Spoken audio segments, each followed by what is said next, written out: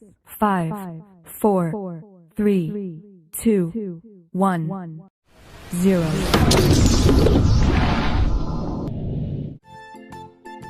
Benny anak yang pandai.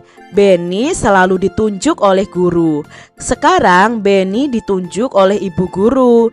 Benny diminta membacakan puisi. Puisi dibacakan di depan kelas. Judul puisinya adalah Paman Datang. Adik-adik tentu tahu lagu Paman Datang ya, ciptaan Pak Ate Mahmud. Nah, lagu Paman Datang ini bisa dibaca menjadi sebuah puisi. Yuk kita baca bersama-sama puisi Paman Datang. Paman Datang ciptaan Ate Mahmud. Kemarin Paman datang, pamanku dari desa. Dibawakannya rambutan, pisang, dan sayur mayur segala rupa. Bercerita paman tentang ternaknya. Berkembang biak semua. Padaku, paman berjanji mengajak libur di desa. Hatiku girang, tidak terperi. Terbayang sudah aku di sana. Mandi di sungai, turun ke sawah, menggiring kerbau ke kandang. Itu tadi puisi Paman Datang, menceritakan tentang Paman Datang yang dari desa ya, pamannya dari desa, membawa buah-buahan dan sayur mayur. Lalu paman itu bercerita bahwa ternaknya di desa itu berkembang biak semuanya. Lalu paman berjanji kepadaku untuk mengajak libur di desa nanti. Nah, yang diajak libur ke desa sudah membayangkan mandi di sungai, pergi ke sawah, lalu menggiring kerbau ke kandang. Ini isi dari puisi Paman Datang. Carilah kosakata baru dalam puisi tadi, lalu tuliskan artinya. Nah, di sini Kak Citra punya kosakata baru untuk adik-adik semua yang dari bacaan Paman Datang tadi, puisi Paman Datang tadi. Misalnya ada kata paman. Sebenarnya paman itu artinya apa?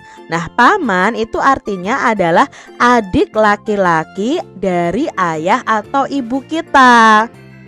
Berikutnya dalam puisi tadi ada kata sayur mayur. Nah, adik-adik kalau lihat ini, gambar ini, sayur mayur itu apa ya? Sayur mayur itu adalah dedaunan, tumbuh-tumbuhan, polongan, dan sebagainya yang dapat dimasak atau bisa juga kita sebut dengan sayur-sayuran. Itu sayur mayur adik-adik. Lalu tadi ada kata ternak. Nah, ini adalah hewan ternak. Apa itu arti kata ternak?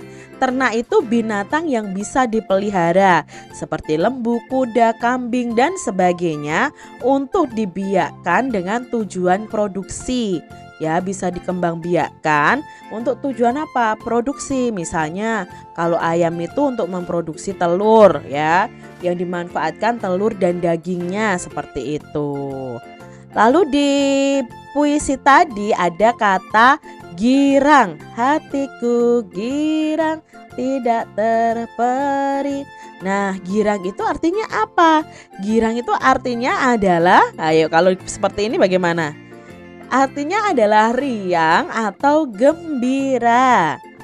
Lalu ada kata menggiring. Nah, menggiring itu kalau dilihat dari gambar ini apa ya adik-adik ya? Nah, menggiring itu artinya menghalau binatang ke suatu tempat. Itu arti dari kata menggiring. Adik-adik perhatikan gambar berikut ini. Nah, ini adalah bagian dari sila-sila Pancasila. Apakah kalian ingat ini sila keberapa ya? Simbol sila keempat. Yang bunyinya bagaimana adik-adik? Ya, bunyinya adalah kerakyatan yang dipimpin oleh hikmat kebijaksanaan dalam permusyawaratan perwakilan. Adik-adik, Beni dan temannya akan belajar PPKN. Satu kelas Beni ini akan belajar tentang musyawarah. Nah, musyawarah itu untuk mencapai kata mufakat. Beni dan temannya perlu semangat kekeluargaan. Ternyata mereka sedang musyawarah untuk memilih ketua kelas. Nah, adik-adik, musyawarah itu sesuai dengan penerapan sila keempat Pancasila. Nah, ini ya, Beni dan teman-temannya sedang memilih ketua kelas. Pemilihan ketua kelas. Pada hari ini kelas Beni bermusyawarah. Beni dan temannya itu musyawarah untuk menentukan ketua kelas. Musyawarah didampingi guru kelas. Berdasarkan hasil musyawarah, didapatkan 2 orang siswa calon ketua kelas. Kedua orang siswa tersebut adalah Udin dan Edo. Selanjutnya, Beni dan temannya memilih ketua dan wakil ketua. Caranya dengan musyawarah lagi. Nah, akhirnya yang terpilih adalah Udin. Udin terpilih sebagai ketua kelas dan Edo walaupun kalah dia mau menerima dengan legowo. Legowo itu dengan lapang dada, tidak marah-marah adik-adik. Nah, di sini kita tahu bahwa Beni dan teman-temannya sedang melakukan musyawarah. Musyawarah itu salah satu penerapan sila keempat Pancasila. Dari bacaan ini tadi kita akan menjawab pertanyaan bersama-sama adik-adik. Yang pertama, apa yang dilakukan Beni dan temannya? Nah, Beni dan temannya tadi sedang bermusyawarah memilih ketua kelas. Berikutnya, sebutkan nama calon ketua kelas yang terpilih. Ya, calon ketua kelas yang terpilih tadi adalah Udin dan Edo ya. Lalu mereka bermusyawarah lagi, menentukan lagi. Ini baru calon ketua kelasnya. Nanti akan ditentukan siapa yang menjadi ketua kelas dan siapa yang menjadi wakil ketua. Bagaimana hasil musyawarah yang dilakukan tadi adik-adik? Nah, hasil musyawarahnya adalah yang terpilih menjadi ketua kelas itu Udin. Apakah Edo menerima hasil pemilihan ketua kelas? Nah, tadi dijelaskan bahwa Edo menerima hasil musyawarah dengan legowo atau dengan lapang dada, dengan tidak marah-marah, bahwa Udinlah yang terpilih menjadi ketua kelas. Adik-adik, mengapa kegiatan musyawarah itu perlu dilakukan? Kalian bisa memberikan alasannya. Nah, kegiatan musyawarah itu perlu dilakukan karena dengan musyawarah kita bisa menyelesaikan permasalahan secara bersama-sama dengan baik adik-adik. Karena tujuan musyawarah itu untuk mencapai kesepakatan. Tadi kesepakatannya yang terpilih menjadi ketua kelas adalah Udin.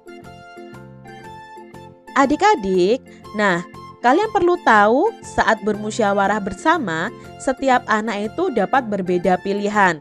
Mungkin tadi di kelas Beni tadi ada anak-anak yang memilih Udin, ada anak-anak yang memilih Edo.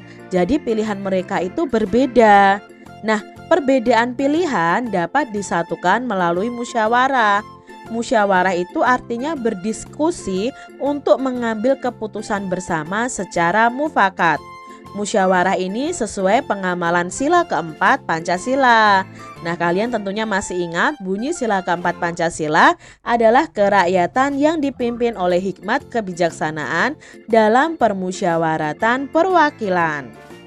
Di sini Kak Citra akan menjelaskan tentang contoh penerapan sila keempat Pancasila di sekolah. Nah, contohnya adalah tadi musyawarah menentukan ketua kelas. Lalu musyawarah menentukan piket kelas. Bisa juga mendengarkan pendapat teman saat bermusyawarah di sekolah. Kalian berdiskusi mengerjakan tugas kelompok, itu juga contoh penerapan sila keempat adik-adik. Memberi kesempatan kepada teman kita untuk menyatakan pendapatnya, menyatakan usulnya, itu juga contoh penerapan sila keempat Pancasila.